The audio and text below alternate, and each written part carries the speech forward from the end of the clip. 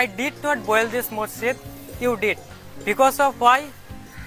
আমি কিন্তু দান করি নাই, আপনারা দান করছেন, তার জন্য কিন্তু মসজিদটা নির্মাণ হয়ে গেছে গা ফুললি। তো 2 লাখ টাকা পাওয়া হয়েছিল, 2 লাখ টাকা দিয়ে সম্পূর্ণ কাম হয়ে গেছে গা। তো আপনারা দেখেন, ক্যামেরাম্যান এদিকে আসেন, খালি বাইরের কামটা বাকি আছে প্লাস্টার, ভিতরে দেখতে পাচ্ছেন ভিতরে সম্পূর্ণ কাম হয়ে গেছে গা। দেখেন এখানে দেখেন, ভিতরে সম্পূর্ণ কাম হয়ে গেছে গা, খিড়কি দরজা এখানে কাম বাকি আছে। ওয়ালাইকুম সালাম। মসজিদটা যে নির্মাণ হয়ে গেছে গা, আপনার কিরকম লাগছে? খুব সুন্দর লাগছে, খুব ভালো লাগছে, এইরকম কামই লাগে। তো দাদা আপনার বয়স কত? 95। 95 বছর না? 95। তো এই দাদাটার 95 বছর। এই 95 বছরে এই মসজিদে ইনশাল্লাহ নামাজ পড়বে। এখন নামাজ পড়ে ইনশাল্লাহ বিদায় নেবে।